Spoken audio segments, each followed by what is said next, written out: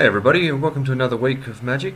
Today we're going to be playing Modern. Thought I'd mix it up a little bit. We're going to be playing a blue-white Sphinx's Tutelage deck that pretty much, the aim is to more or less just stay alive long enough for Tutelage to take effect. We're using, by the looks of it, 17 fog effects, so prevent all combat damage kind of things.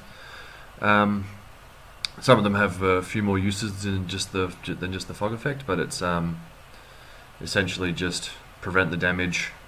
The Angel Song here can draw another card by cycling, or the Dawn Charm there is able to regenerate creature or counter spell that targets us. I've used it a couple of times in testing. The one that targets the counter spell side of it. So it's definitely useful. And then the Pollen Lullaby, if you do this, prevent the damage, clash, and if you win, the creatures don't untap, which I've only used once, and we got equal CMCs, I believe is what it is, so that didn't really do anything. Besides that, we got Gideon. It's essentially another fog effect. You make their creatures attack you, or attack us, and then it could also be a win condition. You can turn it into a 6/6 creature, which is pretty good. Tutelage itself, for those who don't know, it's whenever I draw a card, they mill 2 cards. If these cards share a color, they do that again.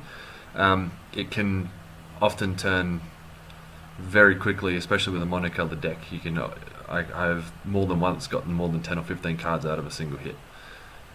Dictate of Krufix, Howling Mine, and Temple Bell, they're just extra draw methods, so just help add more triggers to the Sphinx's Tutelage.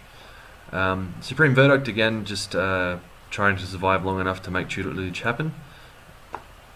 And Elixir of Immortality, to gain a little bit of life, I suppose, and to just restart pretty much with your draw.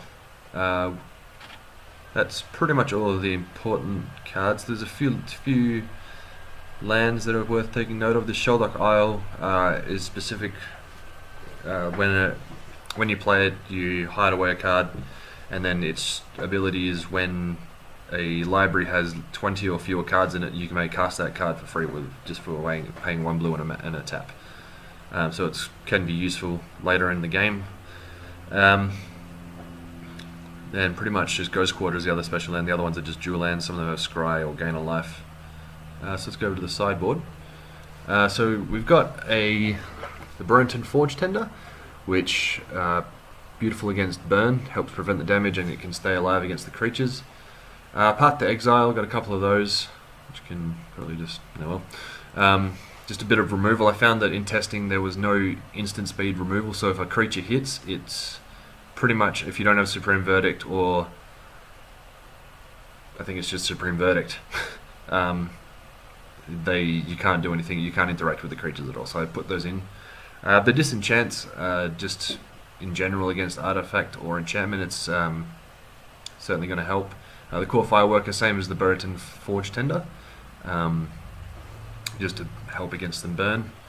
A few Negates, found those to be very useful. The Detention Sphere, another Supreme Verdict, and then 3 Relic of Progenitus to help with the dredge strategies and any other graveyard strategies, really.